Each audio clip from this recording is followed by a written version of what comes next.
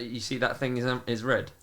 Do you know what that means? Yeah. We're recording, baby. Yeah, we got BK in the studio. Round of applause, BK in the studio. And we were gonna do a full episode with Jenna as well, but we're gonna save that. Sorry, Janae, you're coming next time. Yeah, Janae's because we want to get a world champ in. First world she'll be the champion. first world champ. Yeah, she'll be first world champion. And we've got a jersey that we've had since last year ready for her to sign and present and bring in. Okay, so we'll make it happen. But this is going to be... And it's got a TLD logo. We worked it out. This is going to come out just before Hardline. On first day of practice? Yeah, Wednesday is the first day of practice, weather permitting, yeah. So, for the purpose of the introduction of the podcast, this is going to be the Hardline episode. But I'm very thankful for you coming in. Because you're in the middle of... You're always in the middle of a tornado, but this is an extreme tornado at the moment. A very extreme tornado. Like, yeah, I'm normally proud of the tornado, but this is an aggressive tornado, I'll be honest. Why aren't you proud of the tornado now? I just like get stuff done. Like, now it's too much. It is too much. A little bit. Okay, so let's do the last... what can we do? Like, how can we talk about the last three weeks, should we say? And then we'll move on to Hardline. 3 weeks, all right, yeah. Should we do 3 weeks? Yeah. What have we got then? We've got Leo Gang. Not so good.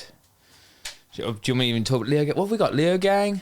All right, let's Innsbruck. Val Di Sole, at Innsbruck, dude. Start Innsbruck. Let's start in Innsbruck. Like that. Start Innsbruck.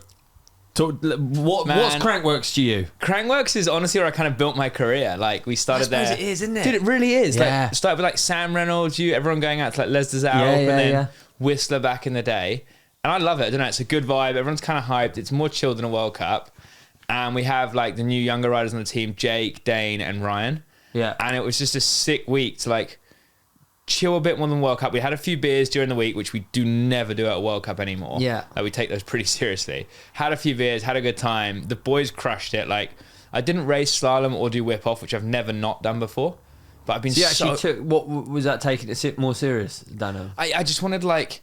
I've been so busy getting the team ready this year with the new next gen team and Jenna on the main team and everything. I was like, I actually want to do good at downhill, and like, I didn't do very good at the first 2 World Cups. Yeah. So I was like, I want to set the new bike up this week. I want to concentrate on that. I want to finish my emails and then chill out for 2 hours. Not finish my emails, get changed, ride practice, do more emails, ride finals. Yeah. So we just like chilled, and I had honestly so much enjoyment watching Jake in slalom, and he won it, which was insane. Like, the guy on the team won slalom. It was as good as winning it yourself, if not better. And then I watched Whip Off, which is like a chill event anyway, but it was so nice to just chill out for a minute. Yeah, like, it'd be less tornado because it's been 2 tornado. Dude, team's big now, eh? Yeah, there's 15 of us. At what point does it come? Like that you actually get to do a bit less? Does it get that? Do you reckon? Maybe you could like hire more people, but then obviously naturally you make less money. Yeah. So you could just work harder or make less money. I'm not really about that life. Yeah, so, but it worked out, dude. Honestly, like, I feel like what I did was like mature for me, kind of. I like did less and won the downhill, and I've never won a Crankworx down. I haven't really thought about it that much, because even after that, we got off the podium from the downhill and we packed the pits up for the next 2.5, 3 hours. Yeah. Because we had a World Cup the week after. What's the Innsbruck track like compared to a World Cup downhill?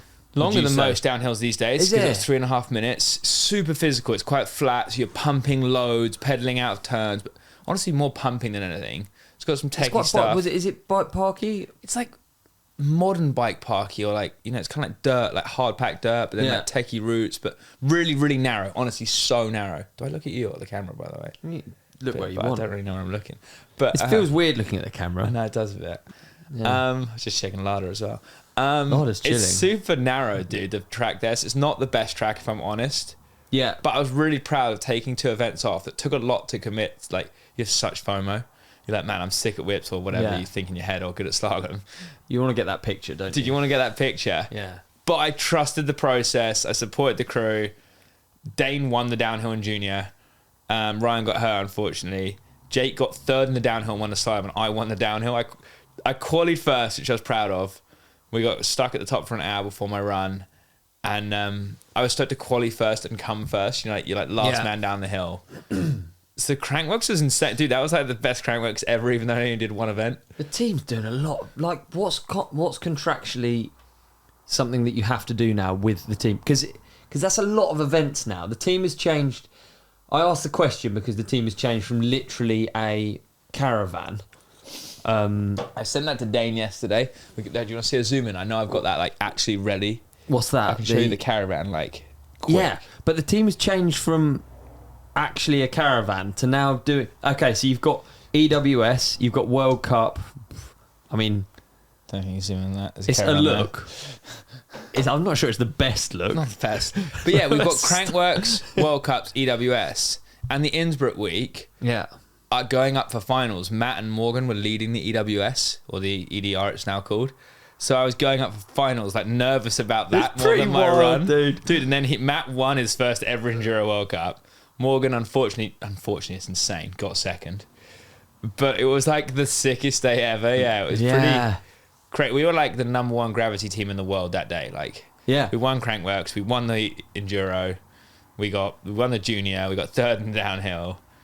Yeah, it's pretty man. like, dude, I'm honestly really proud of it. Like, I get stoked calling my mum afterwards because she's super hyped on it. Or like talking to you or someone that's like seen the team from the caravan to now. Well, it is from the caravan though, isn't it? Well, yeah, literally from the caravan. Yeah. Yeah, and telling Pivot, the people that trusted us so much somehow and still do. Yeah, it's unreal. Hey, how much? It's a bit of a weird question just to drop on you now. How much really does it cost to run a team like that? Huge question. It is a huge question, but so I'm interested because we've talked about the caravan, and now the caravan was obviously bare bones, basic. I mean, to be honest, the caravan days you were still working in London on a rickshaw. I was getting like $2,000 a year then. Yeah.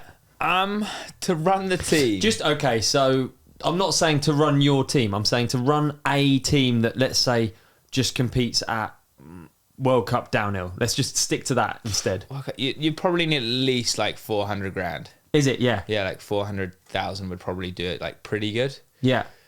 And then obviously like more salaries come into it and da-da. Yeah, like you hear like some of these other team budgets, and I don't know where they do spend the money. Some of these other team budgets that are so high Yeah.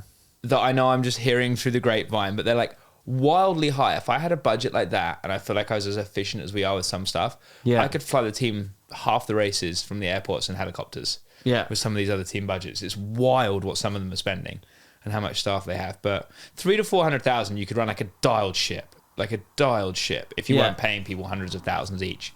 Yeah. You could run a really good ship. Because it always interests me, like, and you see motorsports, like how much it costs just to do a season. You see so much waste though, even in downhill, with like excess staff or people not booking flights, or like we have this team managers group chat and they'll book these houses in America for $10,000 a week, and I just go online and do it for 3 or 4, and I don't. Not that I'm good, I don't know. I'm like, well, how are you all not finding them? There's loads of these houses for 4. But I think, dude, with like money comes ease, and sometimes you just say, that one's 10 grand, who cares? Yeah. You know, and it's just wild. Like, we heard one of the teams, I'm not going to name names, went to Whole Foods in America last year and spent $10,000 on food for the week. God. $10,000 for a week of food. Wow. I think that might have been XC and downhill, but still. 10,000, money, and so isn't it? much got thrown out, apparently. So much. And you're like, so you can run a team on a small budget. Yeah. But, like, as you get bigger and better, and you want better accommodation, you want a physio, you want this or that, but... Because interestingly, on your team, Eddie used to run a team as well, didn't he? Eddie had Bergamot. Eddie ran Bergamot off his iPhone, like a cracked iPhone, dude. Like, Eddie's a wild man, like, mad respect. But he did a couple of years doing that, didn't 2 he? maybe before our team, I think 2. Yeah. Pretty funny. It's wild, yeah. That's a good laugh. It's a good laugh, but I don't know. I could chill out a bit soon. I feel like Pivot and everyone's trusting us so much and investing in it. I need to like trust the process more and like hand a bit away to someone and like let some people do some more. And well, I it's can clearly chill more. working. I guess the biggest difficulty is when you like run something. It's like giving it to someone else is actually and it's scary, funny. isn't it? We're saying like Pivot is so trusting. Like Chris has only been to a couple World Cups, the owner. Yeah. And we never really get audited by Pivot. Like they don't send like a member of staff like, hey, can you go check on the team this week and like make sure they're doing this race thing. Yeah. They're so amazing, the company and all the people behind it. They just trust us. Yeah. Which is so we're just left to our own devices. Here's a budget, here's the bikes you need. Not just like here's it, go away, but like super involved, but like they fully trust us in Europe running the races. But I think that's how it should be, isn't it? Yeah, it's amazing. Yeah, it works. I think you can see it works so well with that Innsbruck week and the whole team winning this, winning that. And some people are like, oh, it's just Pivot and like they're not even professional, they're gypsy or this. We're so like dialed really, I think, behind the scenes, and we're like, no, you just have work fun, hard. yeah. Because we're having fun at the races, people are like, or on social media, people think we're not serious, but we really, really are. Well, I think it'd be quite hard to think of how much like you won just at Crankworx. Like everyone's there, aren't they? Yeah, well, it's kind of easier than a World Cup, but yeah, there's still some good people. Why was it easier? There was less good riders there, to be fair. There was less good riders, so that was the other thing. Like, it was cool having the pressure that I was there, being like, I should win this. Not in a big-headed way, but I was like, I'm riding good at the minute. I'm 2 seconds off the pace of the World Cup. I'm not miles, I'm 2 seconds. Yeah. I should That's what you feel like you're at the minute, 2 seconds off a pace.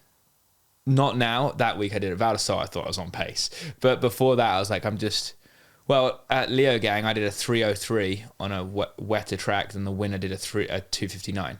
Yeah. He went down 2 hours later than me because I did a bad semi. 2 hours later and beat me by 4 seconds. Yeah. 3 or 4 seconds on a quicker track. So I feel like the pace is there. But yeah, I don't even know where we're going. That Innsbruck was good. Innsbruck was good, and then I actually honestly thought this, like all of the build up to you sitting on the seat, it wasn't ideal, but I still just thought, man, do you know the build up? I'd start the build up. We actually like had time off that week to go play golf, which is funny. So we went and played this like mountain course, like a 9-hole mountain course. you like golf? Pardon? I do like golf. Are you any good? There you go. I haven't played in 4 months or something because I've been too. Last time I played was in New Zealand, so March or February, because I've been too busy with the team. And I was so excited for the day off, dude. Go up there and I'm just like, I'm swinging. You know what I mean? When you're swinging, you're swinging. I go out and I'm having a laugh with everyone, so confident. I parred 5 holes out of 9. Really? I've never done more than 2 in my life. Okay, go. a couple of mulligans, maybe like where you re-tee. I think I did 4 proper ones actually and 2. So maybe I did 6, but 2 of my re-tee shot. I've never played good at golf that good in my life. But dude, you know when you walk up to the course, I was just like, we're in Val Di Sole. I was feeling it. I was feeling myself. I'm not going to lie here, so I hope I don't come across like a dick again. But dude, I was just like, I'm on this week. I'd won Crankworx. I love Val Di Sole. I was like, I got the day off to play some golf. Went up there, I was like, I'm going to play some golf. And you play some golf. It's the same as when you turn up to a downhill. And honestly, dude, I'm walking down the golf course in my head like, we're on this week. And it's the smallest thing, and your mental state is so big in downhill. Oh, dude. And I knew I was on because I played golf good. Yeah. How weird is that? And I left the golf course in the car, there's music on, like, practice tomorrow, baby. Like, I'm ready. What do you reckon the difference is in everyone at the top, in the top 10, actually, as riders? Who played golf good that week? Yeah.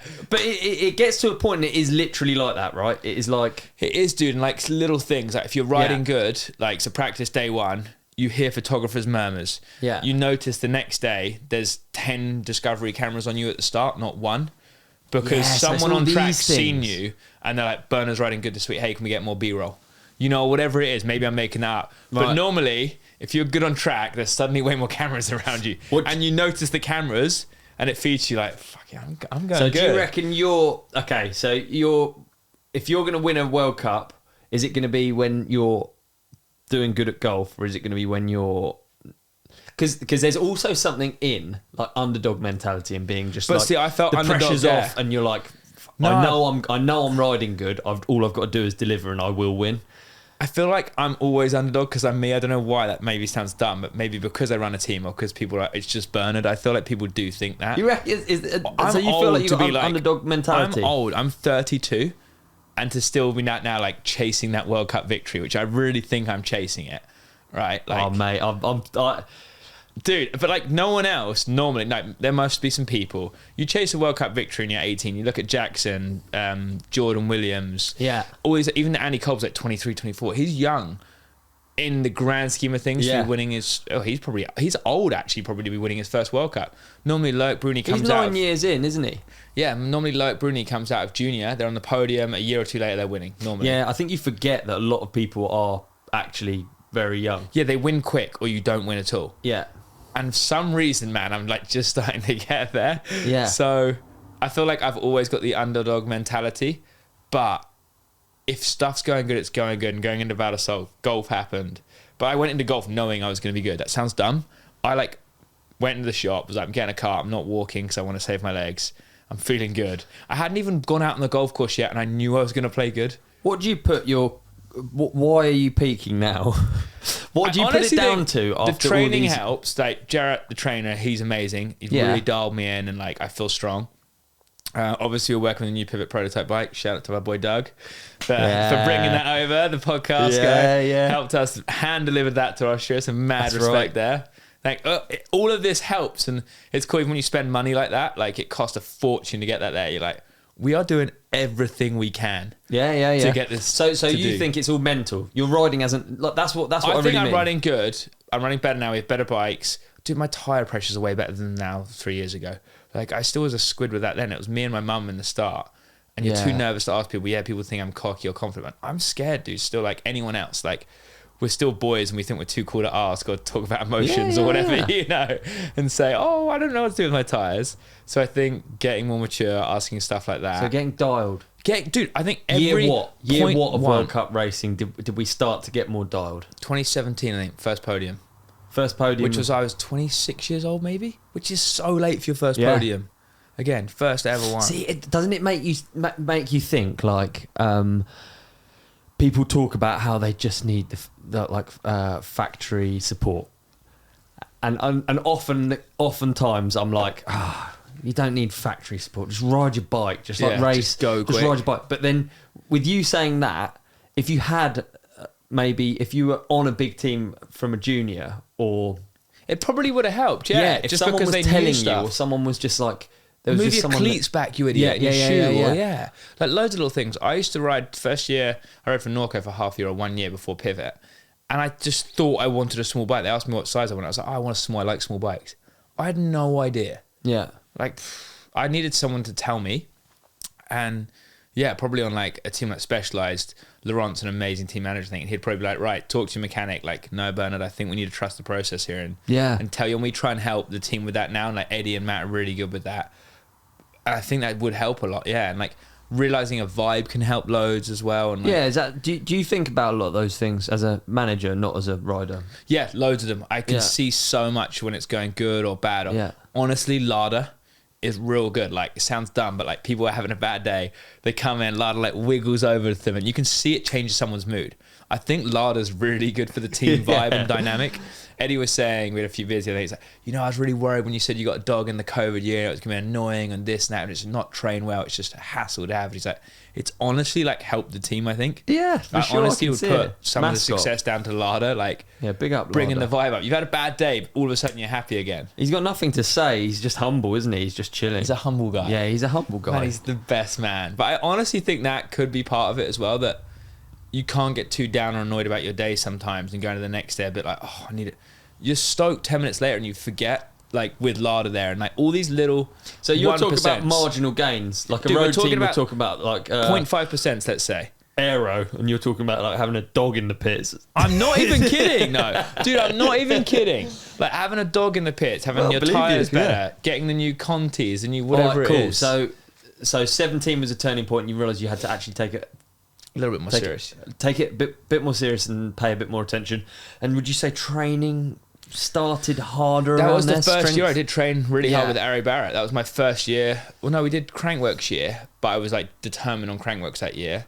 I always think that sounds bad because it sounds like before you weren't training in it, and that's like obviously bollocks because everyone rides so much and you can't really even race a World Cup. Yeah, so actually 2015, was it 2015 or 2016 my first podium. 2015 was first real training year. I won King of Crankworx that year, and then 2016 I did podium. Yeah, so they were the first like training years, and I was like, but you have goals. You're like, I'd never have goals. I always thought, oh, lame to have a goal, but like you're actually like, right, this is what I want to do. I'm going to do it. Yeah. And like last year, I was like, I need a podium this year. And I went to snowshoe, like, man, I've been getting close. I've had a 9th to 14th. I was like, I need to turn it up. Yeah. And I went to that week being like, I don't know why in my head, same thing.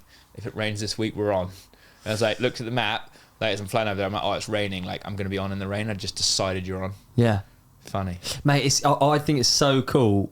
Everyone's different. Like, the more I talk to people who like race, the more you realise it's just like, sports in general is so mind-based, and then like there's different people are aware of different aspects, or they're aware of like what and it is. You learn as you get older. I think I learn honestly in podcasts, because I don't talk about this with a lot of people, or like with anyone, or like stop and think when you ask, like, I feel like I'm going to learn what I'll drive home from this. I'm like, oh, no way, that was kind of cool. Or, yeah, totally. You know what I mean?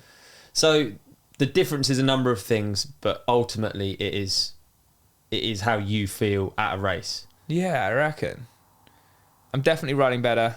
Bikes are better. Like, every year the wheels get slightly better, or this gets better, or like the first year as a team we didn't have some of the best sponsors because we're like starting the team and it's got better and better. Like, it's so high end, our bike now. If I went and bought the stuff, I would buy our bike. You know, like, it's the nicest, best stuff. Like, not trying to sell our sponsors, but it is. Like, whether you look at the price tag or anything. But yeah. But you know what I mean? So it is really good stuff. So I think it's a huge combination.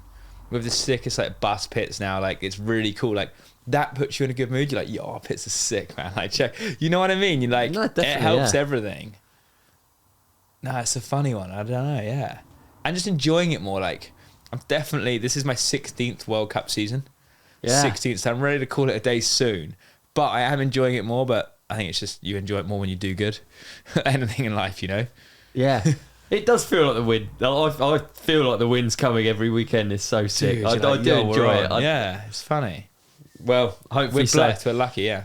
Right, Val Di Sole, so you're feeling good in... at the golf course. At the golf course, yeah. And then practice all goes good, actually, doesn't it? Practice goes insane, dude. Because you said to me it was like one of the best days riding. It was my best day riding it, like, at a World Cup race this year. I just felt so good. I went up for fourth run. I only did 4 runs that day because I had a bit of a sore ankle. Yeah. And I was like, if the fourth run's the race, I will win. And I did the fourth run, killed it, like, kind of under the pressure. I want to do a good run. I was like, if that was it, man, I had this. Like, I had fourth run of the day. No way. Honestly, in my head, no one was beating me down that course. And yeah, I was just loving it. It was rough. It had rained.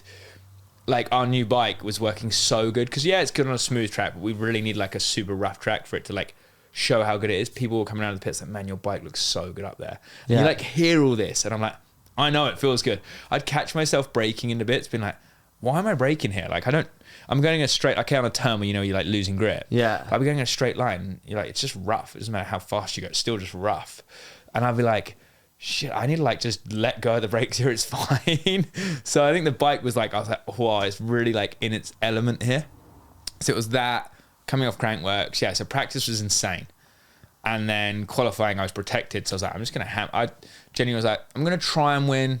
But if I don't, like, whatever, like, top 3 would be cool in quality. Yeah. Or, like, but I don't go up at every race, but I'm just going to try and win, but we'll see, you know? Like, I'm not trying to be cocky either. If I'm kind of like a dick, this sucks. But, like, that's literally how you go up. If you think, I'm going to try and get 20th, you won't. See it as a requirement for racing, yeah. And I just charge. To think like it, it is, isn't it? Well, I guess it's different for everyone, again, like what we were saying. But people then for you need to be thinking that you're gonna win, not, or trying to win. You're not trying to... honestly. And, like, I went out way too hard at the top. Like, I messed up the first few turns, got in the run, and was like, I'm on.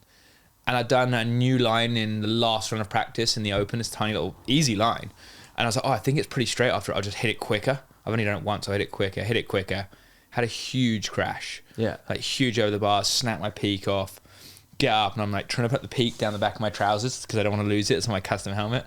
And then Cammy, like Emily's girlfriend, Cammy Blanche's photographer was there, and I see him. I'm like, oh, have this. I, like, get up, give him my peak, jump back on, go down. And honestly, I was like, oh, I'll kind of go hard, like, but, like, not crazy. I think my splits were, like, second or third from there to the finish. Yeah. Like, literally second or third out of the field. Like, Jordan beat me, maybe Finn. But, like, anyone else, like, literally didn't beat me. And we were all like, whoa, you've got no peak on, mud in your goggles. I've got up. And didn't really, I went like 98%. No, I wasn't charging. Yeah. Couldn't pedal. I bent my shifter, so I couldn't pedal to the line. You so study all those splits. Yeah. We're getting way better with it. Yeah. So, like, I couldn't pedal to the line. Had to sit down because I couldn't change up my gears because I bent my shifter. Yeah. And was at second or third. So again, I was like, yeah, we're backing this up. We're on, which was kind of funny. And then what's next? Race day. We have this semi-final thing now, and I'm not protected to the final. Which sucks, dude. And that's this is the mental game, because I know I'm not protected. And I'm like, yeah, shit. So, practice, I did 2 runs, I was going to do 1. Yeah, I had the huge crash. Saw some medics there, got on like a cardiac machine. Had the worst night's sleep ever, actually, before finals day. Why were you on a cardiac machine? Because I hit my chest really hard. Right. Got a big cut on my leg, hit my chest real hard, and I wasn't sure if I could ride. I actually rolled down the road in the morning in my KTM, like a new enduro bike I've got. just to try and like swerve down the road to warm up. Yeah. So I like rolled like 10Ks down the hill on the motorbike because I was like, I genuinely didn't know if I could ride finals day. Yeah. So I warmed up on that, and then like Barney got the bike ready. I was like, right, I must have ridden around the pits for like 10, 15 minutes just trying to get warm enough to be like, I think we can do this. Went up, took a couple deep breaths, and I'm just going to do one practice run. Did one, I was like, well, Emily texted the group like, Bernard doesn't look like you've changed out there. And I was like, oh, we're on. Like, Emily knows what she's up to. Whether she was hyping me or she thought I looked good, it made me feel good. And I felt better than I thought. So having Emily there, man, she's unreal. She does so much more than like anyone probably sees for us. Yeah. Like little things like that, you know. Did a second practice run. I was like, we're on semis. I was like, just going to charge again. I need to go hard. I can't ride safe. Charge down semis. Can I ask what your process now is on making a track quicker? Like, how do you go through the weekend? Obviously, your first run, you're just having a look and you're just spotting. What is it specifically you're looking for? I know just going quicker is like... It's hard because, like, I never look at lines that well because I love riding my bike too much. The reason I don't like racing, one of them, is that you do 4 or 5 runs in a day. Yeah. I want to do 10 or 12 because I love biking. Me and you, we love biking. Yeah, absolutely, I absolutely love biking. So it's kind of annoying. So, like, I'll come to sections and just ride them because it's fun, or be like, oh, everyone's watching this one because it's hard. I'll ride through and watch this. Whack this turn. This. And I'm like, no, I need to look at the line. So I'm getting way better at being more patient and looking at lines. So at what point does that... So you do track walk and you look at lines, obviously approximately, you Roll know there's down, like a see what main you're line going, that's fast, and then you're looking for different ones that are going to... Kind of, or you can... Sometimes you can feel it real quick, sometimes you can't. And then other ones like Val Di Sole, like it's rough, there's a gap there, I'm going to hit the gap first run because then I feel like I'm the man, which is good. Yeah. And Val Di Sole's always a weird one. Since the year I got picked for Worlds the day late, like I wasn't picked for the team, missed the first day of practice. Next day I was like, right, I'm going to do one. I remember going into that day, I was like, I'm going to do one rolling run and I'm going to hammer from then. Because I had 3 practice runs before quali. And I kind of attack Val Di Sole every year the same since, and for some reason that worked. So I like roll a run or two, dude, and I'm like, let's go. I'm just going to turn it up. So you roll... So when you say you roll a run... I like just cruise. I like really roll a line and stop loads. Yeah. Second run, kind of cruise down a bit quicker. Third run, I hammered. Really, yeah. I was like, I'm just going to turn it up. Yeah. And then you feel enjoyment in that because we love biking. Yeah, absolutely, yeah. So it's not that much like I'm trying to think of, for instance, if I was going to try and build speed on a track, I might like think about... I would think about lines more than anything. Maybe or braking. I watch the like, GoPro way brake. more. Like every run I get back to the pits, I watch the GoPro. Yeah. Every single run I get back, and that's a huge, amazing byproduct of doing my YouTube channel. Yeah. Is that I honestly use it so much. Yeah. And I'll be like, right, you're going over this blind brow, and you need to be 2 inches left of that route, and 2 inches. Like you've got honestly sometimes tiny where you need to line up. You're literally looking at that. Yeah. Like, So I watched that on the GoPro, and I'm like, right, go over the rock just left of the pink mark. Or whatever's on it, the spray paint or whatever I'm trying to find.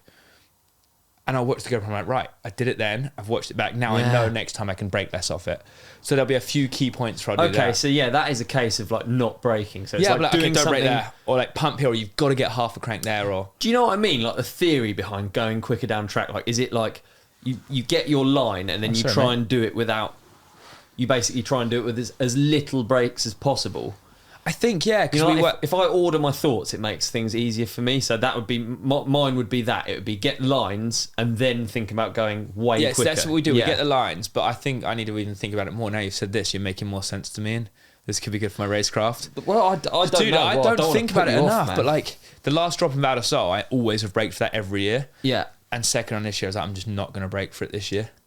I'm not going to brake for this bloody drop. I was like, I'm losing time in the last split. Yeah. And I think I dab brake in finals. Did I dab brake or I didn't? And then I still had to take my foot off of the turn. But I was only Jackson beat me in the last split to the finish. He was the only person. And I had thought, I was like, I got to stop braking for this bloody thing. I always feel shit last split here. And like all of it, I did feel good in the last like 40 seconds and I'm fitter. Yeah. But I got second from there to the finish. Jackson was the only person to beat me. So I think, yeah, that probably is a good byproduct of thinking about a section. I mean, like, how can I attack this section better? Right, do not brake on that one right-hander. Yeah. If you can, like, it's easy. Just stop being, like, dumb and braking. Yeah. I find that, like, how you approach it's so interesting to me. I know, I think this is what I approach badly. And a lot of time I'm just like, yeah, let's ride bikes, they're fun. Yeah, well, they are fun. They're too fun. Let's get back to more stuff about how fun bikes is after the break. Hey, right. I want to ask you a question first. It's one of those ones where you ask a question and then you want to give the answer. Okay. So you're just literally, do you know what I So mean? you want me to look puzzled, Yeah. and then you're going to do it. Okay. What do you normally associate with, like, say, performance technical fabrics? I'm going to tell you what I associate. Please, you go first. Yeah. I associate metal detectors, Okay. people in the rain walking around duck ponds, Okay. maybe yeah. a miserable camping experience. Brilliant. Yeah. Our next sponsor, It doesn't have to be like that, mate. it doesn't. No, it can be trendy, hip, cool, functional, and extremely fashionable. That's right. Mate, I'm so stoked to have Duo Jeans on board. Genuinely, it's easy to do ad reads like this because I've been wearing them myself for like 5 or 6 years. You I have, only yeah. wear Duo Jeans. Yeah. Legit. So Duo Jeans have come on board as an actual sponsor, and can't wait to talk about them a little bit more. Yeah, I want to give my first impressions because this is my first time in Duo Jeans, right? Yep. I think until this point in life, my jeans have limited how far my limbs stretch. That's accurate. Yeah. Check this out. Yeah. Wow, deep squat, everyone. For if you're audio listeners, we got a deep squat. Deep squat. Heels are on the ground. All good. And the crotch hasn't blown out Do you know why? because it's got the reinforced Double gusset. double gusset. Exactly. It's got the double gusset. Mate, you know that's going to be handy for you. Dirt jumping and stuff like that. You're always blowing gussets out. But with these, we got the double gusset. No more blowouts. I think that's... Genuinely, Yeah. every set of jeans I've ever had gets to a certain level of patina. I really like them. Yeah. And then The blowout. the nuts blow out. Mm. I guess because you sit down a lot. Could be because... Yeah. Yeah. And active a lot. A lot of lunging, stretching, Yeah. running, Yeah. walking, Yeah. sweating. All the stuff that Duo are going to help prevent and That's make right. a lot more comfortable. So yeah, Duo, quick run over of Duo. They are performance jeans made for doers. That's right. It's denim made for adventure. Yeah. This versatile fabric offers elastic stretch, Coolmax fiber technology for optimum moisture control. Yeah. Triple stitching for added durability, sustainability, made with organic and recycled fibers and finished with an antibacterial for maximum odor neutralization. That's good. Yeah, they're going to call that That's the good for you. ODub feature, I think. Okay, whatever. This, Whatever, dude. This denim is truly one of a kind. That's right. No sweat. Yeah. Plant-based fabric with the structure of a woven and softness of a knit. Feels like a sweatpant and looks like an everyday, it does. polished, 5-pocket. Plant-derived tensile fibers naturally inhibit bacterial growth and offer a soft hand feel, while Lycra provides stretch for comfort. And it does, doesn't it? It does, it does. Feel mine. I do feel nice, dude. Yeah, let's feel yours. And mine are probably 5 years old, genuinely, and they still look good as new, yeah. They do, yep. Different cuts. Head over to shopduo.com where you can find the different fits. They've got a slim, straight, relaxed, and joggers. Again, a lot of them all feature the same sort of like fabrics and stuff like Yeah. that. And, you know, features. You've got Coolmax fibers, high stretch fabric, antibacterial treatment, signature hidden gusset, natural and recycled fibers. Dude, these things are legit. The stretchy thing's so good for knee pads as well, isn't It will it? be, yeah. Yeah. Mate, again, like it says, jeans for doers. Yeah. Yeah. All right, get out there, do it. And if you want to go do something, head to shopduo.com. You can find them all over, wherever you're listening. There is a dealer locator on the shopduo.com website, or you can head into your local Cotswolds Outdoors. Where's They that? Huh? Shopduo.com? What's it called again? The shop? Shopduo.com. Thank you. Yeah. But yeah, you can head to, there's loads of retailers around the world, really, mate. Yeah, probably the best one, Cotswolds Outdoors if you're in the UK. Or just, hit that deal locator. Go find your local store. Go check out Duo Jeans and be as flexible as your man over here. To our audio listeners, my foot is behind my head. It is, isn't it? Yeah. And now I'm pulling it down, and now it's behind the other side of my head. It's so stretchy, those jeans. It's insane. You couldn't do that if you weren't for these jeans, mate. I couldn't. You're right. Thank you, Duo. We appreciate you. Big ups. Shopdoer.com.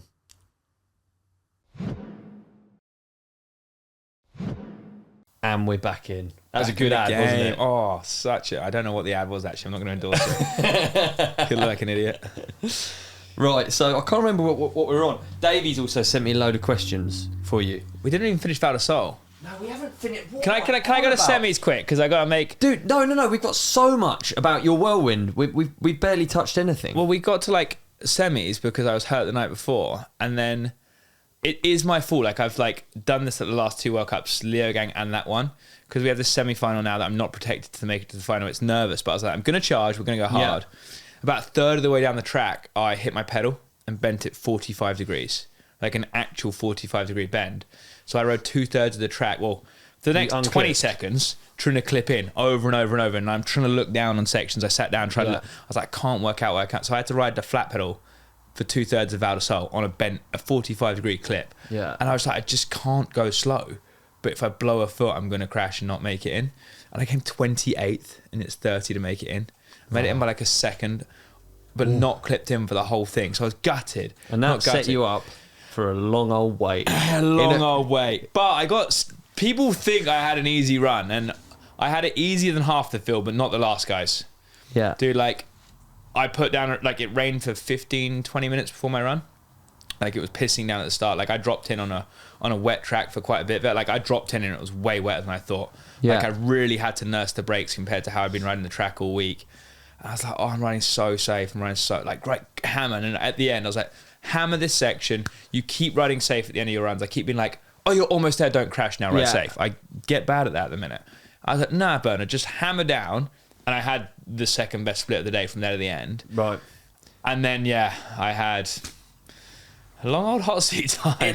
It looked the worst kind of like rain, where it's like patchy, like where It the wasn't track's all the way, like, yeah. It's like unpredictable. So you've got hard turn and you nearly die on the hard pack turn, and then it makes you not push on the next bit, which is probably dry. Dire and dusty. Like, it's probably fine. That's how it was for us all the way. Oh, it's so annoying. And everyone had it wet to start with, but then the mid guys had it way worse. Yeah. And then the sun comes out there and like the wind, and it bakes. It got so dry so quick.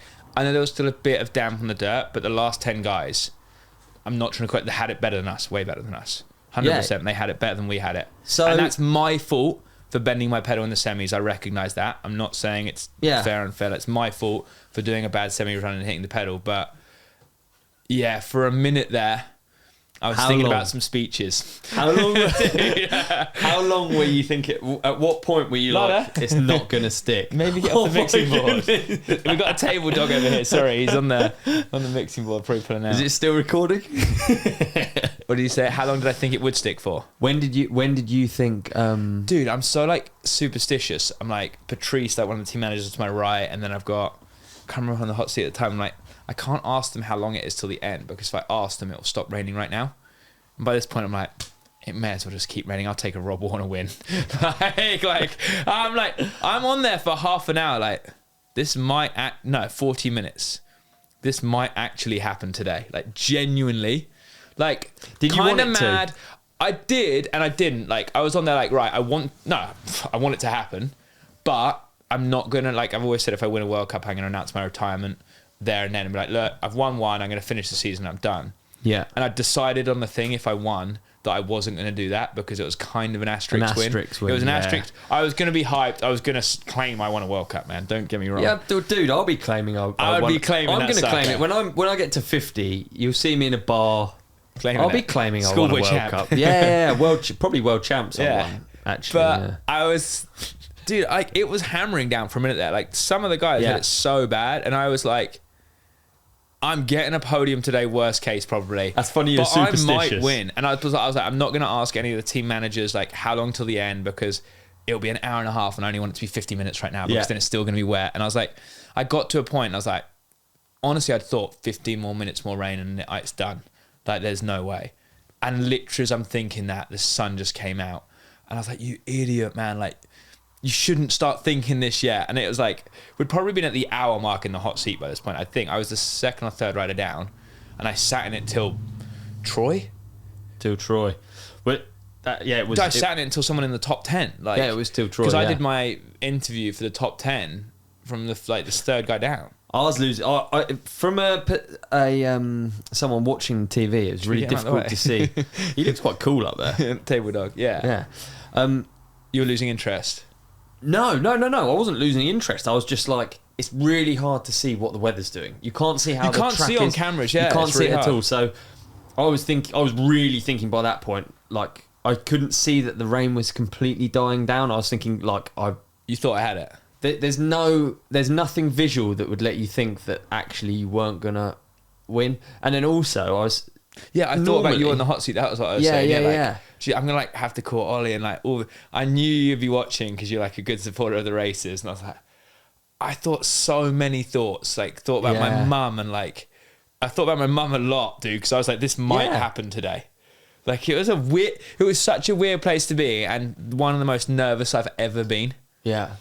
Like so nervous for like, but you're not wishing for anyone. Like that's the weird thing about downhill, I think, because it's like no, mates. Like I love Troy. Troy's such a good guy. Yeah, because everyone's always hyped when they get knocked off the hot seat, and it's like, no, I was not hyped. I was gutted. I was honestly gutted the second I realised it wasn't happening. Right. Gutted. Yeah. And then the next guy came, and I was like, I'm in third now. And then I was like, I'm not even getting a podium today. No, it was. But you can't. I wouldn't be able to tell you how quick a track will dry out. Obviously, it's like it very much depends. And but Val Di Sole, like genuinely for a minute, I was like, this isn't drying, or 15 more minutes. Literally a second, I thought 15 more minutes. This is over. You superstitious? You actually think? Man, so super. I was like, didn't ask Patrice. I kept being like, don't ask someone how long it's gonna be.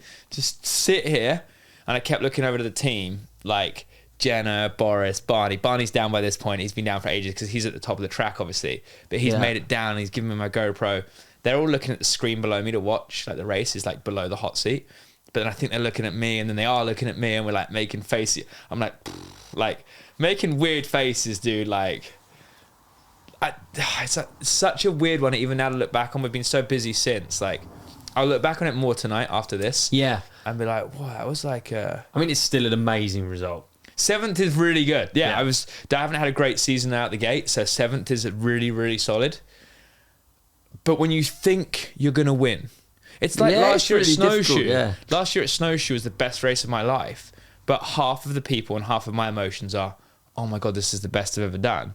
And the other half of the people and the other half of your emotions are like, but I was so close. Yeah. And it was the same as this, dude. 7th is an amazing result in the world. Like, everyone's so good these days. But when you're sat there for an hour... You can't be happy with it if you want to win as well. Thinking you're going to win for an hour. Yeah. It's a tough one. It is a tough one, isn't it? It's so weird. I've always had these weird results in my career, though. Like, I almost got my first top 10 at Leo Gang and got DQ'd because I went over the tape. And you're like, always had these weird things, so... But Val Di Sole's good to me. I love the Italians. I love the track. I love the place. I can't speak highly enough of like how it's real downhill. We were saying you could go to Lenzerheide or Leo Gang, get on a 120mm travel bike and roll down it at like an okay pace. Not super quick, but not super slow. You could just jump on, hit a lap, like a bit slow in bits, but like pretty good. Might be fun. Yeah. Oh, half of it would be fun. Yeah. You try and roll down Val Di Sole on a 120mm travel bike, you're going to die. Yeah. You're going to have a miserable day out, and you're probably going to quit mountain biking at the end. But we are racing World Cups, and I think that's how it should be. That's how it used to be. That's what I grew up with, and I love it, dude. It's part of the mental game. You turn up, and I'm like, I know it's going to be a sick track, you know? They did so much work, put this amazing fluffy dirt, and I was like, that ain't going to last. We're going to have huge ruts and roots. What's your dream track? Val Di Sole with hardline jumps. Is it? Yeah. Pretty so much. Val Di Sole hardline jumps. Like, Val Di Sole doesn't slow down, does it really? It's pretty high speed, yeah. Yeah, it is high speed. I think I've only been once, but I was quite shocked by how high speed it was. Val Di Sole, if I stop and practice and watch people go by, I'm like, my Lord, they are flying. And it might be the guy coming 50th. Yeah. And it's so fast. It's impressive. Cool. I think that actually. I often don't even like looking at trails. I don't like watching jumps because I think they're all better than you. Like, I have exactly the same thing. Really? I watch people ride jumps and I'm like, mate, I don't want to pull up that high. That guy's obviously a complete nutter. Like, and then you watch yourself and you're like, oh, I'm not bad actually. Yeah. It's the same with downhill World Cups. You watch like, not a random, but like a mid-packer go by and it's so impressive. It's really cool. I actually have it so bad with that because I listen to people's bikes and I'm like, wow, their bike sounds good. Like it sounds really set up well. Yeah. Like I don't ever think that that's like that for you, yeah. That's just for me. It's funny how you don't think about yourself, yeah. Yeah, it's weird, isn't it? Yeah. Right, so it'd be Val Di Sole with hardline jumps. That's such a good segue. No, wait. Before we do segue into that. Right, so before the season, I was like so keen for the semis because from a spectator's point of view, it's just more racing, it's more fun. We're now at a halfway point in the season, and you've now raced half a World Cup season in what is probably the most the year that's changed the most ever since I started. 100%. What are your feelings, thoughts, opinions on this year? Honestly, for us, the semis aren't that bad. It's like you just kind of go and it makes it a bit almost easier on the race day, bar the nerves at the top. Twice the nerves is pretty like not that fun, if I'm honest. Like, not the best. But for a fan perspective at the race, it's so slow and boring. The semis, like nothing really happens. No one really cares. Like there's not like a hot seat. The announcers are normally pretty terrible because it's too early in the day. And the race then, like especially if you want to watch TV or you want to be there, it's 6 hours. It's 6 hours of drip feeding people every 2 or 3 minutes. You know, it's not like in practice every 10 seconds you might get a guy. Every 30 seconds you got 60 guys in practice. You know, you got 60 guys for the first bit and it goes down to 30. But it's really slow because you've got 60 guys and you've got the women's semi, then you've got another 15-minute break, then you've got the men's, which might be 2 or 3 minute gaps, and then you've got another 20-minute break. It drags the day out.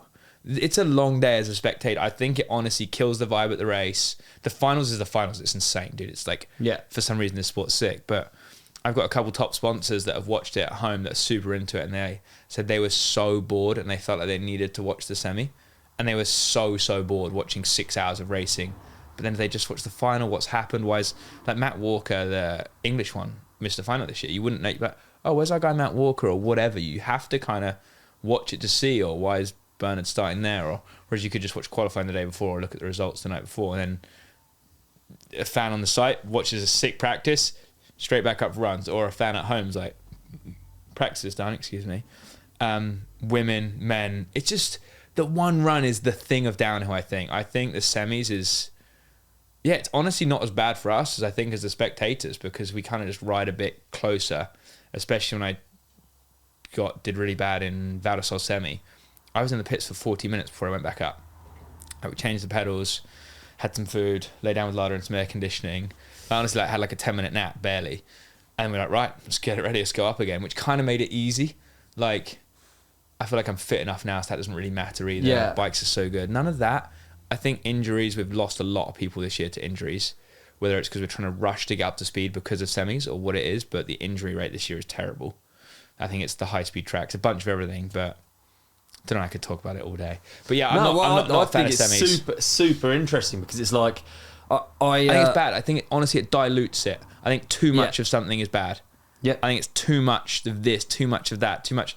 Their views on the semi, I think, are maybe 70,000 or 80,000 on their YouTube. They're not good viewing figures for a live broadcast, because you can see that on YouTube. They can't create those and lie about them or fake them up. In summary, would you say the old final was just a simple, easy to understand, exciting story, and the semis has maybe made it too much for people to kind of...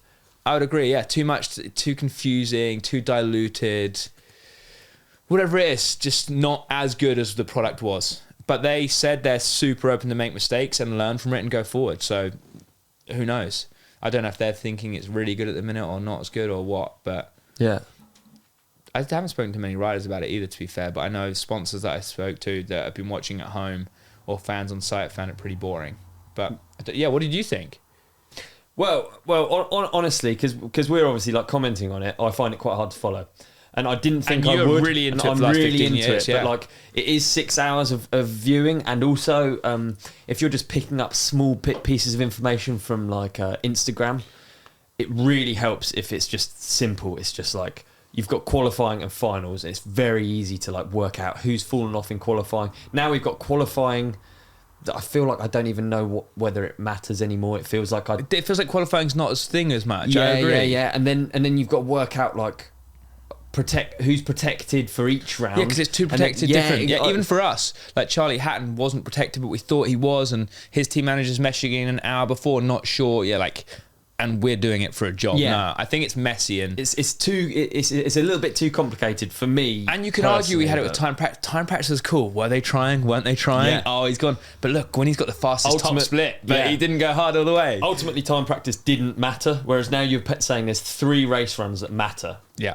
for points and everything. Yeah, I think it's interesting that you didn't mention at all that you didn't want to go down the hill at that speed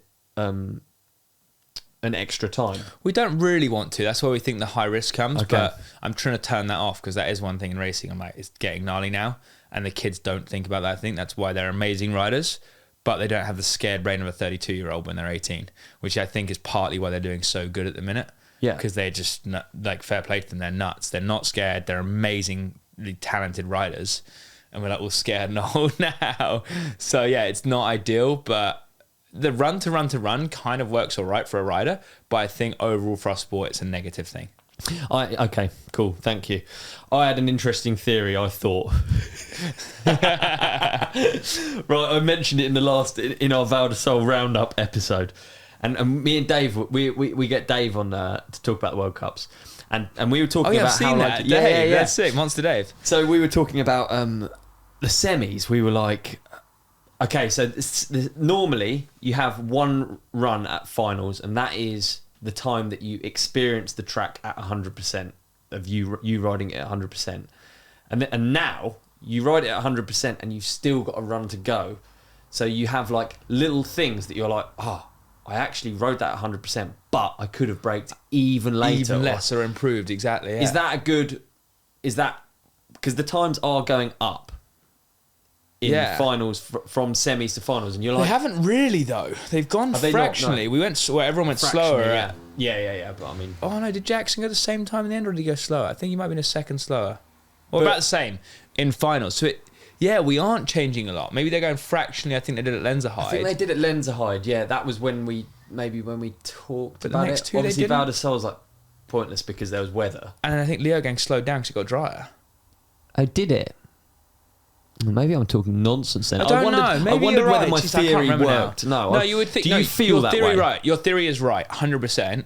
Because I hit stuff way better at Val Di Sole from semis to finals, even before I bent the pedal. Yeah. So for sure, your theory's right, but yeah, it's just I don't know. It's too drawn out. Like people have. It's so long as a fan watching 3 minutes between riders come down. All right, cool. Don't know. Maybe it makes it better racing. I don't know. Not a fan. Good summary. I think that's brilliant. I think we need to move on now to Hardline. I think we should first of all bring up the fact that you've got like pads with blood on and stuff on your wrist. Yeah, and that's then just from. you just pulled off like a heart thing from your chest. Why is we have to explain all of this stuff? Otherwise, people just think you've got like some sort of opiate habit. Yeah. What is all of this stuff? Why is it on you? Just because I didn't have time to go to hospital in Italy at Val Di Sole on Friday, so I've had really, really bad chest pains and struggling to sleep for the last 5 days now. Like getting in and out of bed takes a couple minutes. Today I'm actually all right. I can lean back in a chair and I'm comfier, but it's been pretty miserable. So they ran blood tests and did x-rays on my chest, and I think it is just me being lame. What do you mean chest pains? Like sternum like my pain? sternum, like you use your core, you get out of bed, like coughing. Yeah.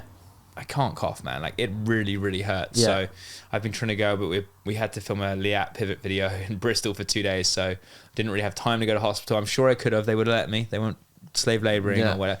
But I was just like, no, I want to get the video done. I'll go afterwards. So I've just been in hospital for 6 hours and come here. Good laugh. Just to get it up for you guys, I love the podcast. Appreciate it. But I'm going to be fine.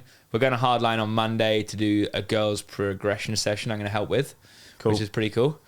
And then, proper practice starts. Or everyone's practice starts Wednesday, which is when this podcast comes out. But I might have already had a couple of days on the track. Am I cheating? Maybe. Am I helping the girls and progressing the sport? Maybe too. Is he good? Is he bad? It's difficult to say. It's difficult to say. What can you do? Yeah, what can you do? It's the thought that counts. I'm trying to progress and help it. That's why you put your hand up straight away. Straight away. They were like, but then they were like, oh, we might run it after, and your hand went down. Yeah, and then they said they'd give me F1 tickets. My hand went straight back up. So I'll be at the Formula 1 tomorrow. Thank you very much, Red Bull UK. There you go. Right, what's happening on the track? What have you got any inside gossip for us? Obviously, this is going to come out on practice day anyway, so we're not going to like. Do you know anything about the track? What's changed? Apart from that, Lada's kid has been up there. One of Lada's kids is now with one of the trail builders. No. So I feel like, again, maybe this is superstitious or weird, but Lada's kid, like one of his puppies, is now one of the trail builders from Hardline and W Bike Park. We've given it to him because we rescued it back from a bad family. So he's actually been on Hardline for the last month, Lada's kid, digging and working with them.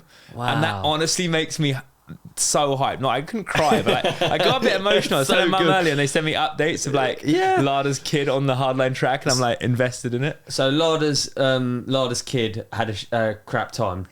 Yeah, a terrible family in London. If you don't want a dog properly and you're not going to walk it, please don't get one. They're amazing, cool creatures, but they take a lot of energy and time. And I was so sad when we had to rescue it back. It was like really upsetting. But it's got an amazing home with Alf in Wales. It's literally like in the bike park, on the track. But no, they've just been buffing it. Like every year it gets so much rain up there. They have to get so many rain ruts out. It takes like weeks of work to rebuild the track to be rideable. Yeah. But I'm pretty sure it's pretty much the same, honestly. They like wanted to make a load of new bits. I think hopefully they've changed the slab I crashed on a little bit because I'm not a huge fan of that slab. I've crashed on it in a race run and in a practice. So yeah, it's annoying. Yeah, I don't really like slab, but other than that, I think Monty, Lada's kid's just been helping out, like make sure it's looking good up there, really. Nice. So there's no news. It's a track that you've won on. Yeah. And you're going in swinging. Mate, I feel like I should have won last year. I can't say it. Jackson rode good, but yeah, crashed, blew it. Do you know what? I still haven't watched the race back from last year. I feel like I might need to do that before next week. I haven't watched it back. What's going to be your approach, your difference in approach this year? Because last year, it wasn't your fault, but it was like a crash happened through testing a new feature. Yeah, I guess that's changed now. Yeah, well, the jump changed after I hit it that night. Yeah. The jump lip was too steep. They worked out they hadn't built it before. After I had a huge crash, they took a foot off the lip and mellowed it out for everyone the next day, so it worked way better. And I rode with a broken wrist and a broken finger. Are you a guinea pig guy when you go back this year? I might be, because I'm going to help the girls' progression session on Monday or Tuesday, depending on weather. So I think I'm going to have to guinea pig. Caden Chaos might be there. I'm not sure who exactly is going, but either they will be or I'll have to go through all the jumps with the girls pre-event. So yeah, I might be guinea pig again. Yeah. But I'm not mad. Like, I've done all the jumps now, so it should be pretty chill. So yeah, maybe guinea pig guy. But like I say, I've done them all now and they were brand new last year, so... I like this. I've got it written down, and I was like laughing when I wrote it down. Who's your prediction for 2023 Hardline champion? You just want me to say it, don't you? Yeah, hopefully me, mate. There you go. I already knew, but dude, I'm turning up to Hardline. I'm trying to win. Yeah. I don't know if I can say this. Edit this out if you can't. But Jackson's not going to be there, which is kind of sad because I want to beat him. I honestly just want to. Genuinely feel like last year if I put my run down, I would have beaten him. Can't say that because he smoked everyone. Respect. But he went 1 second quicker than my quali run that was kind of damp, so probably would have got him. I didn't. I got smoked by him because I crashed. So he's getting his appendix out, I think, so isn't going to be there, which is a shame because I don't want the asterisks of winning next year. Oh, Jackson wasn't there this year. I'm like, I want to beat that little shit. He's so good.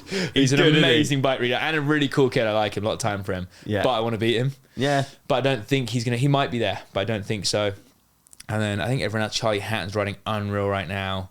Laurie Greenland's riding really good. Who else is there? Someone else. Ronan Doone's riding really well. Yeah. So it's a stacked field. Wild, and he's not scared. No. He's a guy that is so good, but is riding on the... He has so many huge crashes, whether it's in Morzine, whether it's in Dovey, whether it's in World Cup practice, and somehow is walking away from them. I love watching pure youth. When you watch him, it's so sick watching someone hit a turn like that. I don't want him to get hurt. One day you'll probably have a crash where you get a bit hurt. You're like, now I need to pump the brakes, and it takes a minute, to get back up to speed because he is just YOLO. Humming along. Man, just YOLO humming, man. And mad respect to the guy. Like, I can't YOLO hum like that. I'm too scared. Yeah. Genuinely. Way too scared. But there's a significant lack of Davey here, and he normally sort of like keeps the podcast on the rails. So he's got some questions, and we're going to go through them just after the break.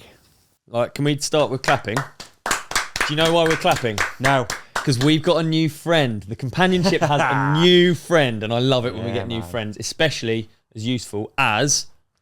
Peak Supps. Peak Supps, that's right. Stoked to bring these guys on board. And a super organic way of bringing them on board too, which I love. Yeah. Like, these guys reached out a while ago. I spoke on the podcast a bit back about having some knee issues. Yeah. They just reached out, were really friendly and said, can we just send you some stuff to try? Stuff comes through the post. Try it, love it, get chatting. Next thing we know, how about we build our own little TRC bundle for making it super easy to sort of like supplement, optimize, and make biking better? Yeah, absolutely. And like, it is difficult to know what to take and why you're taking it. So much stuff. Our bundle just removes that Yeah. and hopefully optimizes you. Exactly. All right. So our ride companion bundle, biking bundle, cycling bundle, Companionship bundle. Companionship bundle. Let's go with that. All right. You're going to get an Activate pre-workout. This is your pre-ride drink. Okay. Yeah, it sets you gonna off get you on one, going. doesn't it? It's It gonna gets get those you legs going. moving. It gets those legs moving. It's going to get you going. What's next? What Okay. would you say is next in the ride? And then you got your tricarb powder. 3 different types of sugars, all break down at different times and levels, which means you're going to get a sustained energy throughout the ride. All day. All day. All day. No more lag. biking. It stops cafe legs, I've found. There you Stops go. cafe legs. There you go, yeah. More biking. We're also throwing in a tube of electrolytes, lime and mint flavour. Lime Best mint. flavour. Yeah, it's lovely, isn't it? It's like a mojito. Yeah. Yeah, like a mojito, mid-ride mojito without the alcohol. No alcohol. No. Just want to clarify it's alcohol-free. And then you've also got the whey protein powder in there as well. This is for your post-ride recovery. And that is the sole reason you're looking so jacked. Exactly. And that. I'm feeling so intimidated. Inadequate, some might say. Inadequate, exactly. Okay, so we've got that. And then we're also going to throw in a shaker because you're going to have a shaker. A sticker pack. A sticker pack, mate. People have been asking about a sticker pack. The only way you can get the sticker pack is to get this bundle. Right.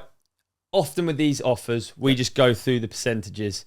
I'm not really very numbersy, so I think like going through the prices would be better for the bundle. Yeah. Can we do that? Yeah, we can do that. So real quick. individually priced, if you bought all of these separately on the site, what's the cost? It's going to be over £70, mate. Well, that's all right, actually. That's not as bad Still as a I good thought. price, but it's going to be over £70, yeah. Yeah. But then if you go online, you build the bundle. Okay? Yeah. That's going to knock you a little bit off. You're going to bring it down to £60.73, around there.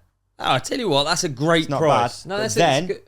Wait, then you're going to add the Ride Companion discount code, all right? Yeah. Which is going to knock you another 10% off. How Mate, much is that It's then? gonna Another bring it- 10? Yeah, another 10. So that's going to bring it down to £53.99 for that whole bundle, plus the sticker pack. Oh, I just fell off. Dude. Yeah, I see. Actually It'll get fell you. off my chair. Oh, sorry. It's okay. Sorry, I knocked the mic. Yeah, I just fell off the chair, dude. It'll do it to you. I'm telling you. What's the code? Get me on the site. Yeah, you get on the site. Okay, you're going to head to peaksupps.com. What is it? Peaksupps.com. Yeah, you're going to enter the code The Ride Companion, Is that the Ride Companion? all lowercase. Lowercase, okay. It's going to knock you 10% off. Not just the bundle, anything and everything on site. Don't get any better than this, does Why it? wouldn't you do it? Now, I'm going to say it again just to reiterate the message because it's so good. Peaksupps.com, Yeah. The Ride Companion, lowercase. Yeah. 10% off anything and everything on site, right? Yeah. And free shipping. Free shipping. God, the Come gift on. that keeps on giving this Hey. podcast. dude. Hey, let's make your next ride better with Peak Supps.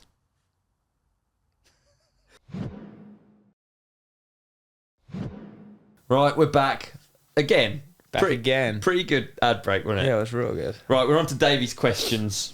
He's actually written loads. We're just going to go through a few because I know you've got to get out of here. First one: what happened to the racers union that was meant to be formed? It's there. There's contracts in place. I don't know. I don't know what I'm allowed to say or not. I'm a bit upset about it. Everyone seems to have lost a bit of interest. There's some great work going on behind the scenes, but also no one cares enough. I've realised I care too much, whether it's about my team sometimes or the good of the sport. I feel like the sport's given me so much with happiness, financial, friends. Like, it's given me my whole life as I know it today. Like, I've bought a house of riding bikes. Like, how lucky am I? Yes, we work hard, but I feel like I owe a lot back to it to keep it in a good spot and well. And I feel like we get taken advantage of a lot, like insane amounts actually right now. And it really saddens me. And I cried one night after this one call because how seriously no one took it and no one stood up to the people we were talking to or cared. And I was like, and the amount of effort I'd put into it at the time, I was so like disheartened and like, why am I trying? Why am I trying to tell people stuff and no one's believing me? And now a lot of stuff I've said, people I think believe me. So, but at the time, like, I don't know. It's there, but it needs to get a bit of traction again. Feel like you've made progress. Yeah, made some. But we definitely have got a long way to go and not being like made fun of or ripped off or, yeah. There's some funny South Park episodes on American football. Someone search those up if you know South Park and you'll get what I'm talking about. There we go. Good. Davey, I like this one. Can we have a tiger, please, soon? Man, I thought about that on the hot seat so much. I thought about the right companion, the tiger. Like, I was like thinking about captions to say. Like, no, don't think about the caption. I can think about the like, oh man, I reckon Fort William. We're feeling great. Bike's so good. The bike's gonna excel there. I'm gonna risk my life at Fort William. I'm gonna risk my life at Luneville-Leger. At Andorra, we'll see, and for sure at Snowshoe, I'm gonna risk my life. So I reckon I've got like 4 or 5 days to risk my life to try and get this tiger. Like, I am going to go. Tiger, man, I'm confident. We're rooting for you. We're going to be swinging for that tiger. Please. Please. I want to make everyone happy. I tell you what. The other questions basically are... we've already covered, to be honest. They're about the broadcast. Have you watched the broadcast? I need to watch my run back from last week. I haven't watched that and I want to. Yeah, I was going to ask if you actually watch it, because I mean it's a really important representation of how the sport is shown. I really should. That's actually how you make your money. And then I can go into these arguments better with the union. I do need to watch it more. I've been so busy, honestly. The tornado has been in full effect, so yeah, need to watch it. I've seen a bit of commentary. Cedric, I love him. I don't think he's very good at commentary. I'll call that out. Like, I don't mean it in a mean way. I really like the guy. Yeah. Rob Warner's just too good. Rob Warner and Elliot were too good. I think Rick, honestly, was way better than I thought he was going to be. I'm going to give him credit. I think he was better than I thought he was going to be. Cedric, I don't think is the guy. And even for a lot of younger generation, he's just a French guy on the mic. They don't know who Cedric Gracia was. So, yeah, I don't think he'll last, honestly. Not in a mean way. Cedric, mad respect, mad dude. Can have a great beer and chat with him. But I don't think he's right for it. There you go. I know what you mean about, like, people don't know that he rode Rampage and he's like done all of these different things, and like from an era where you were like cross discipline, so he'd race like 4 cross slalom, downhill, Rampage. Yeah, so people don't know though. And Rick, yeah, I think Rick's good. He's not Rob Warner, but he's good. Rick does a good job. But I think Rick does a good job. I honestly think Cedric lets it down, not in a mean way. It's just it's his second language. Oh man, which is really tough. I mean, yeah, dude, and you can tell that. So I've watched a little bit of it and seen stuff on Instagram, but yeah, I think that is a big letdown in the broadcast right now. The camera angles on the managers are terrible. Yeah, I have seen that. The drone's been pretty terrible. The cameras haven't been as good as Red Bull. Yeah, it's not an argument. Can we do a positive? Can we do a positive? Because it's too. I hate ragging on stuff like you see the comments. It's tough. It's not like no one knows. Yeah, let's go for a positive. The track appearance. I quite like the track appearance. Track appearance looks good. The small yellow tapes are really dangerous because we had a few huge crashes with riders this year, catching a pedal and going over the bars because it doesn't snap. So I think that it does look smart. I would agree with you. As soon as we heard about that, I thought that was one of the good changes we were going to have this year. Yeah, I completely agree. Like I think it looks better. Blocks, I like the tough blocks. Yeah. I hit one the other day in practice and knocked it off. And there was like a fans there on race day practice, last practice run down, smoke at my pedal, blow it off, and everyone went wild. And I was like, I love the tough blocks. Big fan of that. Yeah, they look cool, but the tape stuff's a bit dangerous. Right, so okay, positive. Cool. Can I do? Let's talk an addition. You've got a genie, and let's say you've got 3 wishes. No, you got 2 because obviously the first one's going to be. You've got 2 wishes for the World Cup. Let's say. What are your 2 wishes going to be? 2 additional features for the World Cup. 2 additional features. Features and any changes, any improvements, basically. One is going to be bigger jumps, more jumps. We literally have some of the worst jumps built that you ever ride in World Cups. We need good jumps. Hire some people in. Now my next one's really hard, whether I go for safety or us not getting ripped off as riders, but it could be that's kind of all in one. Like the riders not getting taken advantage of like crazy like we are right now. He's done it. He's spun it like a politician. Incredible work that was. 2 different things. He's combined it into one. Taken advantage of, whether it's for safety. Yeah. We have 15-year-old marshals on the hill that aren't trained. Have got no idea what they're doing, and there's riders crashing. They don't know how to hold out a flag. We've been promised a professional race series, and they've got volunteers up there that don't have a first clue about marshalling. And the riders getting sold and not paid is kind of a rip-off as well. So just the riders being respected, whether it's for safety or someone else's financial gain for our work. Nice. I think that's good. I think we can wrap it up now. What's next? What's next? What's Hardline, man? It's Hardline. We're going. Don't know. What else do we need to say? Hardline training. We're going to be living in Wales. We're going to be training like no other. No midweek beers. I've purposefully not brought up the fact that you've moved to Wales because I see it as a bit of a fucking diss, dude. Diss to you. Well, sorry, man. It was good while it lasted, but trails were burnt out. Hills are too small. So this is why I didn't ask you. Yeah, I know. Love Surrey Hills. Do you know what? I love my friends there. Olly Wilkins and the Ride Companion is the Ride Companion, isn't it? Are amazing. Just nestled in the beautiful, quaint Surrey countryside. Yeah, you're happy with it. Just as you prefer just to visit. What about once the World Cup career is done? Are you coming back? I'll be in club seems dead here now, the dude. club seems dead. I want to be in the mountains on the beach with Lada. Okay, so we've not got mountains or beach, so you're not coming back, basically, is what cool, you're saying. Like, classic vintage Are you never coming cars? back to Surrey Hills? I thought you were coming back. No, probably not, hopefully, yeah. Man. New Zealand, I love New Zealand too much as well. You're going to do... That's so far. I know, it's one flight, 2 flights, one day. Well, I'm glad we got you in anyway, thanks. No, I love it. Thanks so much for having me. Anything you want to plug, actually, before we go? BK Sport, we're actually doing a huge hat launch very soon. We've done a massive order. It was way more money than I thought. So please go on and buy them. It's limited edition. We've got 2 different hats. They will not be restocked. During Hardline? We want it to be. It's going to miss it by 2 weeks, I think, Hardline. So we've got that, and we've got Lada's merch. If it ever comes from a designer, he's amazing, but he's slow. So please get on that, mate. But yeah, the hats will be here soon. I'm so hyped on that. They're like our podium hats, very similar. So you can kind of like a Pivot Factory, I think, BK Sport podium hat. Nice. And then the new merch. So check it out. Super proud of it. I actually love the stuff we do. So, and it like helps feed Lada because otherwise he couldn't eat. Oh yeah. He eats steak and smoked salmon, so he deserves the best. Mate, when he gets a tiger friend this year, man, a tiger friend. He's gonna have to guard that salmon hard. Friend, please. Big thanks for coming along. Thanks so much for having me. Big up, peace and love. Like and subscribe. All the best, Hare Krishna. Works are back with the Hydroshot, mate. Back and better than ever. Better than ever before. Twice as powerful, dude. Have you got some specs? Mate, I got some specs for you. All right, the Works Hydroshot is back. It's double the power. And the new Works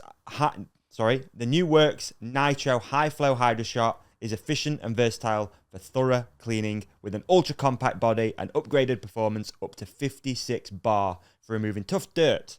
Works built brushless 2.0 motor and negative charge pump generate pressure up to 56 bars and 220 litres of water flow. All right. Engineered IPX5 waterproof battery case provides extra safety and convenient in use. At only 1.5 kilogram, Works Nitro Hydroshot is one of the most lightweight and compact power cleaners in the world in its class. All right. Spray patterns, 0 degrees.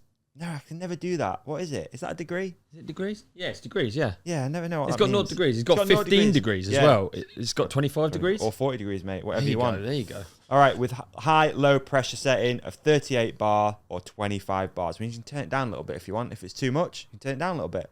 Okay, the best thing about Works Hydroshot is you can draw water from any source. So if there's a river, a bucket, whatever, you can dip the end of that nozzle in, pour water up, and you can clean your bike, your boat, your family member, whatever you want to clean, you can clean it from any water source. Put simply, this is the pressure washer you want in the back of your van at the end of a long, muddy UK winter ride. For sure, mate. It makes life way easier. And the best thing about everything that we've already spoken about, Works have come to us with an offer code for the companionship, you know, and that's first. We've never had an offer code off them before. So many people used to hit us up. Well, it's already a gift just knowing about it. Yeah, you know what I mean? Man. Yeah, it's the gift that keeps on giving. Yeah, this it one. absolutely is. What's the offer code, all right, dude? And what do you get? Okay, you're going to head to ukworks.com, enter the code The Ride Companion. Okay, let me just get that straight. Yep. First of all, is it capitals? It is capitals. Okay, and it's The Ride Companion, no spaces. No spaces, The Ride Companion. All right. And that's going to get you 15% off, not just the Hydroshot. Maybe you want a drill, lawnmower, whatever. You can find it on Works, uk.works.com. Enter that code, 15% off anything and everything on site. That's useful as well. Yep. Because of the power share system. You can swap the batteries over. Yeah, you can. Whether you want an impact driver, like you say, a chainsaw maybe, a strimmer, lawnmower. You can just plug them straight in, share them between products. Fantastic. Works. Round of applause for Works. Should we do a round of applause? Yeah. Thanks, Works.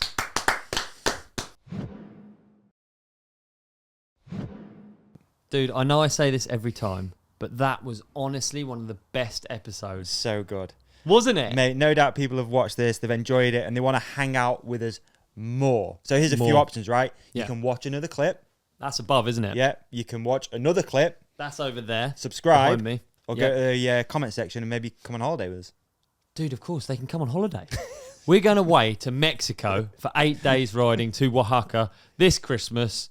Click the link in the description. Yeah, we want to go with you. You. See you there. That was good.